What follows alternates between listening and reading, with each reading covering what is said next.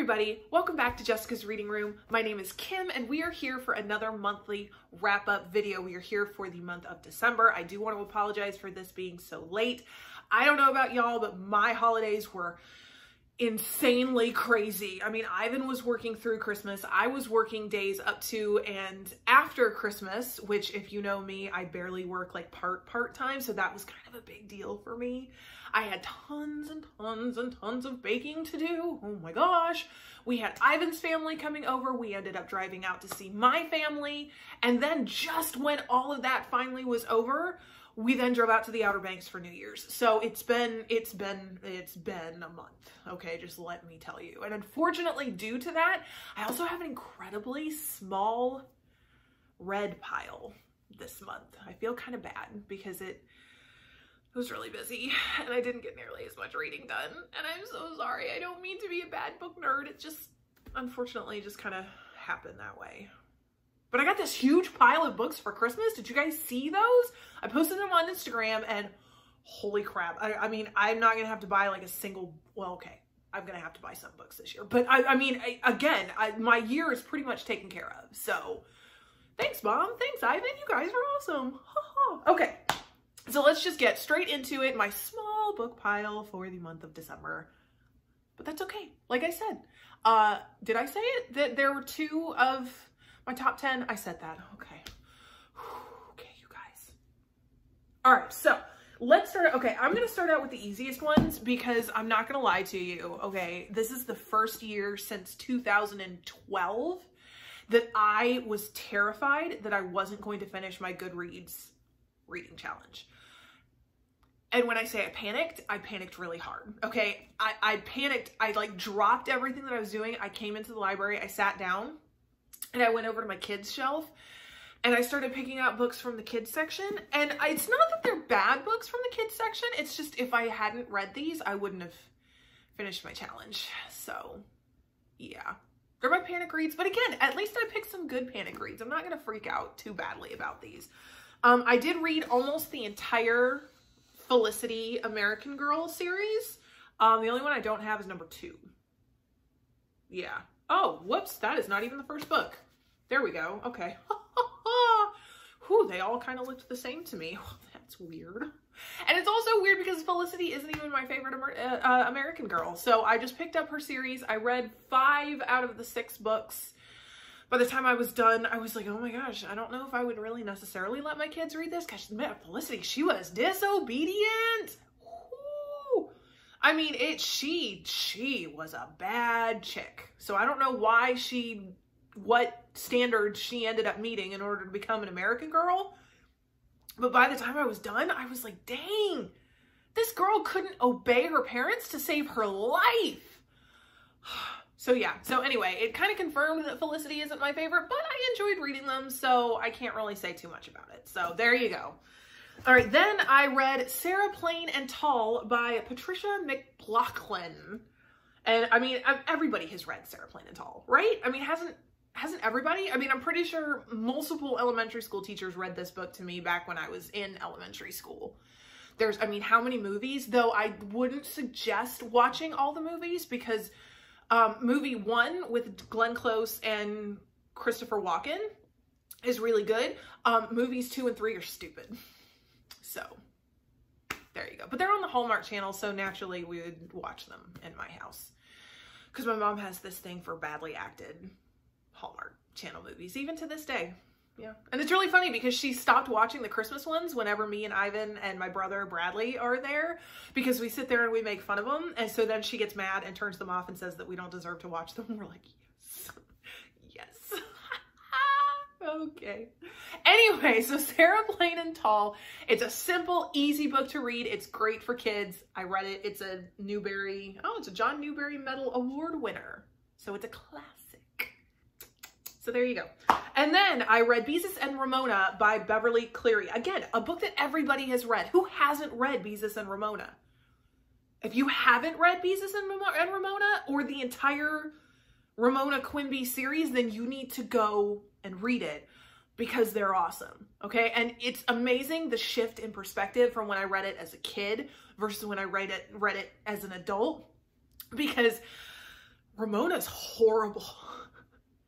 It's so sad. You can't read kids' books as an adult because then they ruin it, because Ramona Quimby is the worst brat I have ever seen. Beezus has every right to be annoyed with Ramona. I mean, oh my gosh. Okay, but that's not the point.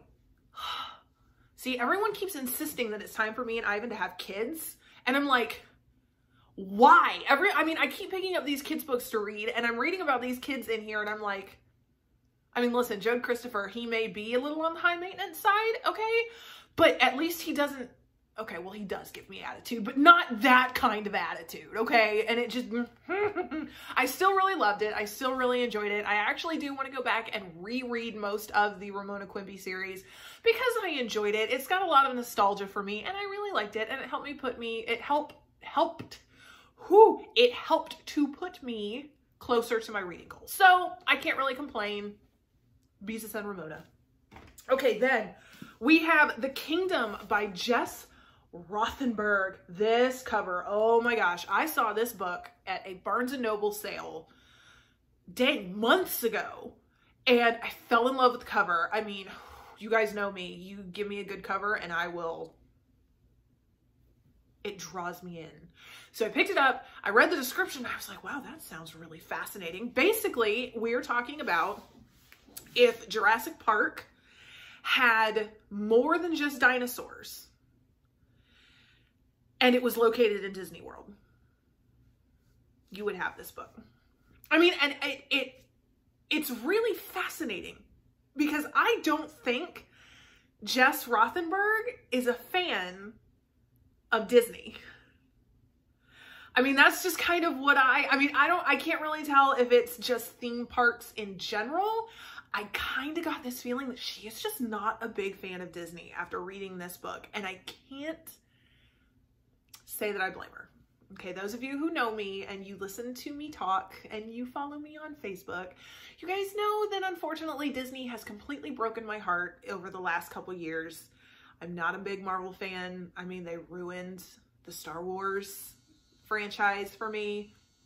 All these movie remakes of movies that were perfect to begin with, so why would you remake them? I mean, I get it, Jess. I get it. And I just found it really fascinating. Basically, this is told from the perspective of an artificial intelligence. Her name is, let me make sure that I'm telling you correctly, Anna. She's one of the fantasy princesses that was created by this theme park, basically to go around like the Disney princesses do at Disney World and Disneyland, except she is completely artificial. And basically the entire book is her growing from her artificial self into discovering who she really is and moving beyond the bonds of her programming and seeing if society, this park that she lives in, you know, will allow her to grow. All right. And it was done so much better than that stupid 10th Girl book where, I mean, it was, oh my gosh, you know, artificial intelligence is, you know, we shouldn't be abusing artificial intelligence. I mean, that was done in a really stupid way. Well, you know, by the time you were done, you were sitting there going, dude, it's artificial intelligence. You need to calm your titties. Okay. This one was actually done in a much better way where I'm still at the point where I'm like, guys, it's just artificial intelligence. Stop. It's not, honestly, we're not even at that point in our society yet where we have to figure out, oh my gosh, does artificial intelligence have a soul? It literally doesn't matter. Okay, when Skynet tries to take over and the Terminators come for us, well, then maybe we can consider it, okay? But that's it. However, this book handles that question and handles the dilemma in a far more likable way. I actually really enjoyed this book. I mean, it was interesting. It had a different premise than just about anything I've read yet this year. Plus, the cover is really gorgeous. So, what can I say? There you go. The Kingdom by Jess Rothenberg. Okay. All right, next we have The Lost by Natasha Preston. I believe this is her latest book that she has come out with. I have read almost all of her books. The only one that I have not read is The Cabin, which I will read. I'm planning on reading it this year, but that's the only one I haven't read. This one, she does really well with this whole Criminal Minds behavioral psychology type stuff, behavioral analysis type stuff. And this one was actually, considering that when you read this book, not much happens.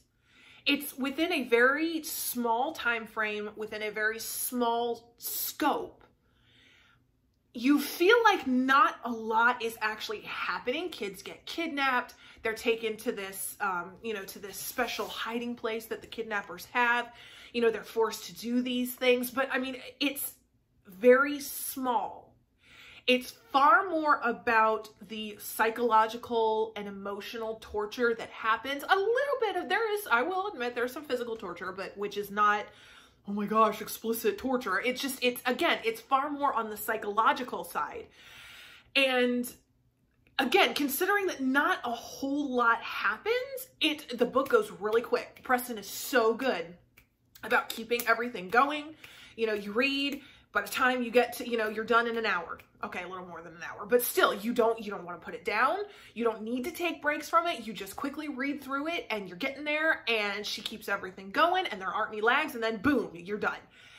And it was great. I enjoyed it. I really liked it. If you like, the Criminal Minds type stuff, then you will very much enjoy The Lost by Natasha Preston.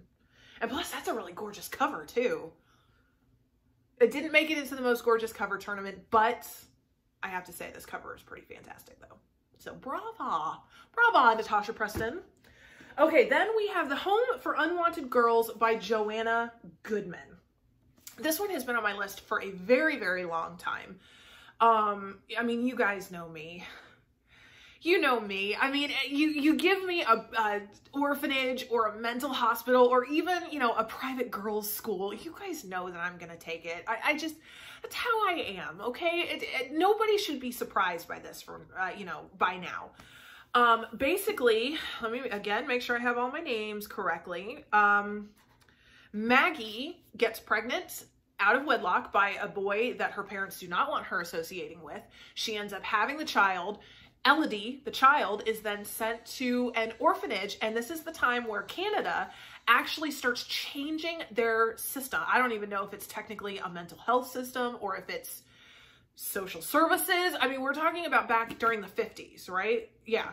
I mean, it's 1950s Quebec. So I don't know much about it. I'm not going to lie. I don't know much about Canadian history. That's just me. So any of you Canadians out there, feel free to let me know what you think. That'd be great. But basically what they do is they've decided to reallocate money and funds, and they no longer want to be funding orphanages. They want to be funding mental hospitals. So all the orphanages in Quebec are changed to state hospitals, and all the orphans, they're no longer orphans, they're mental patients. And so basically it's two timelines of Maggie, the mother, trying to figure out her life, trying to see if she could find her daughter. And then you have Elodie's timeline where she's trying to get through all this, figuring out how to navigate first the orphanage, then the state hospitals, moving from one hospital to another, trying to get her life back, all of this. And the overall story I did enjoy. Unfortunately, I will say that there were portions of it where I'm all about actions have consequences. I've always been that way. If you're going to act in one way, you have to accept the consequences of your actions.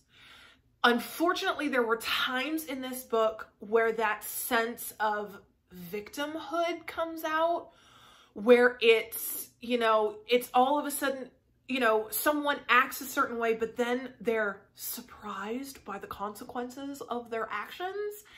And I'm just like, dude, you are not a victim. You went into this with both your eyes open. You knew what you were doing. Now you got to live with the consequences. And had there been a little bit more of that, I have to accept the consequences because I did the action, then I would have liked it better. But unfortunately, she kind of fell into, oh, well, I'm just a victim. All this stuff happened to me. Life is so cruel to me. And it's like, dude, stop. Okay? Stop. The only person in this book who has any right to feel like a victim is Elodie, the little girl who was sent to an orphanage and then became a mental patient. Okay? That's it. And she's the one person who ends up taking any responsibility for her life. So it's like, But other than that, I really enjoyed it. It was an interesting story. You like historical fiction, you like mental hospitals and orphanages, you're gonna really like this book. So I'm glad I read it. It isn't my favorite, but it was still enjoyable. I still liked it. It was very emotional. Great job. All right. So then we have, and actually I saved my the last two actually made it into my top 10 for the year 2019. So I'm actually ending with those. Score. All right, so we have Buried by Cian B. Clavin. Oh, she is, honestly, normally I'm not a huge, you know, indie author type person. Like, you guys know me, okay? I go to Barnes & Noble, I see the pretty covers on the shelves, that's what I buy, okay? That's just, I'm sorry. I know I fall into it. I know I'm supposed to be reading more, you know, small indie authors. I'm sorry, okay? I mean, we did it, what, 2 years ago with Jagged Mind and Taylor Seville. That book was brilliant and absolutely blew my mind, okay? And so then when Yami sent me the Amazon, she sent me a link to Amazon to Clavin's Asylum series, I was like, dude, all you gotta do, honestly, is put an asylum in the title, and again, you know I'm gonna get it. So that's just, okay. So I got both Asylum 1 and Asylum 2, read them, blew my mind, okay? Asylum 1 also made it into my top 10, so Clavin actually made 2 places in my top 10 this year. That's a big deal. She ended up actually sending me Buried for free. She saw my review for Asylum 1 and Asylum 2. She loved it. And so she said, hey, do you want to copy this book? I was like, yes. So I got it, and oh my gosh, blew. Okay, so let me tell you this. Again, I have to put warnings. Anytime I talk about Clavin's work, I have to put warnings. You guys know this. She writes these crazy good, scary stories, but if you can't handle horror in its even most basic form, then you're not gonna like her books, okay? We're talking about those of us horror freaks. We can read her books and we can love them and adore them, but if you don't like horror, again, even at its barest, then you're not going to like her books. Okay, that's just the way it is. My standard for this one is, if you've ever seen the movie Grave Encounters, which again, we're not going to get into all that right now, but those of you who've seen Grave Encounters, you guys know what I'm talking about. If you've seen Grave Encounters and you liked Grave Encounters, then you're going to love this book. Oh my gosh. Okay, so that's kind of my standard for it. Again, if you like horror, then you're probably going to like this book too. Okay, that's just the way it is. This one, I will admit, it's a little, it's not less explicit. It's pretty much just as explicit as Asylum 1. I guess it's slightly less perverted than Asylum 1. Maybe that's not even the word I'm looking for either. I don't know. I don't know, because there are some perverted parts. Okay, I don't know. All I know is that I absolutely adored this book. Basically, what happens is this, TV star who does one of those, you know, haunted places type shows. He shows up, he finds out that this underground mansion in, okay, I don't even remember where it is. Okay, but this underground mansion that no one has been allowed in for, you know, 100 years, all of a sudden the owner died, left it to her nephew. The nephew says, yes, you can come in and film, please, by all means, go ahead and do it. So he and his crew go in to start filming, and all of a sudden everything starts going wrong. Are there ghosts? Who are these ghosts? Oh my gosh. And not even aside from the ghosts, you know, the tales from the family who built the Jackson Mansion, you know, were they really as crazy and murderous as the stories all tell? And I was incredibly satisfied with this read. I was incredibly satisfied with the ending. And if you like horror, excuse me, if you like horror, if you like Grave Encounters, you're going to love this book. Excellent. Excellent, excellent, excellent. Thank you. Okay, and then lastly, we have a book that I have finally read. I mean, we are talking about after decades when, you know, past what I should have read. We have Lord of the Flies by William Golding. My dad absolutely adores this book. My dad teaches English. Ivan actually read this book before I did. He loved it. This is the book that, you know, people read in high school. They ended up reading them in their college, you know, in their college English classes. And somehow I ended up never reading this book. And I know I should be ashamed. I'm sorry, but I have now finally read it. And I have to say that I didn't think I was going to enjoy it as much as I did, simply because when you start this book, you feel really lost. Like you have no idea what's going on. And it's not until you get to almost the very end that you start understanding everything that you're supposed to understand. So I can't really talk too much about it because I don't want to give anything away. But I mean, holy cow. I don't understand how this is a high school required reading book. I was not required to read it when I was in high school. We were required to read John Steinbeck, which looking back now, considering the fact that I went to Bob Jones Academy, that's kind of a big deal all on its own. Okay. I can't believe they were having us read Steinbeck. Okay.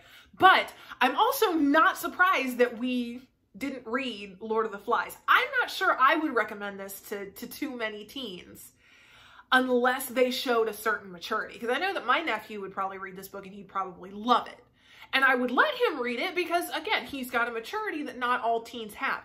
It's just, I don't know if I would want to introduce teens to this kind of subject matter. That it's intense and it's crazy. So, yeah. I really liked it. Like I said, if you start reading it and you feel lost during the entire thing, it's okay. You have to hold out until the end. And if you can make it till the end, then believe me, everything will make sense. You will get it. It will leave this lasting impression. Whew. I mean, whew. So there you go.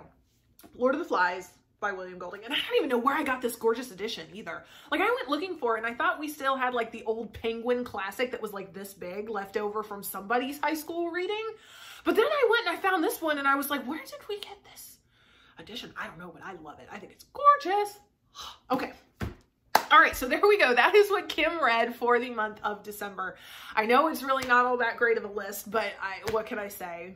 I mean, if you saw the cookies that I made, then you'd be totally impressed with me. All right, so.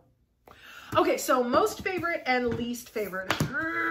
Okay, well, I've already read the Felicity stuff and the Thesis and Ramona and Sarah Plaintal, so we're not going to count those.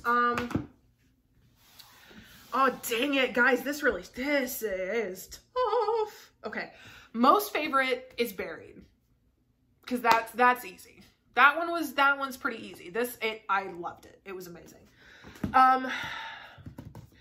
Unfortunately, I am going to have to say that my least favorite is The Home for Unwanted Girls. This is one of those months where least favorite is not really an insult because everything that I read was good. And so finding one that I liked the least out of an entire list of good books, again, it's kind of hard to decide, but that's just how it is. And like I said, it's this whole victim mentality that kind of annoyed me enough to where it like brought it down just a tiniest bit and made it the lowest. But I mean, I still really liked it. I still enjoyed it. I'm still incredibly glad that I read it.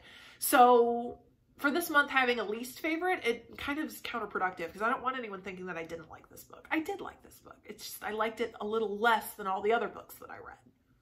Make sense? Yeah, you guys get it. Okay, so that is the month of December. Thank you guys so much for watching. Please let us know what you have been reading down below. If you have any book suggestions for us, if you have any suggestions for how we can make this channel or Jessica's Reading Room in general better, please let us know. Come visit our Facebook page. Both Jessica and I have our own Instagram accounts.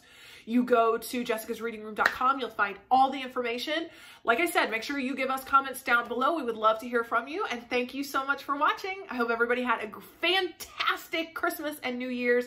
And 2020, hopefully, is going to be the best year yet. So thank you guys so much for watching. Have a great day. Bye.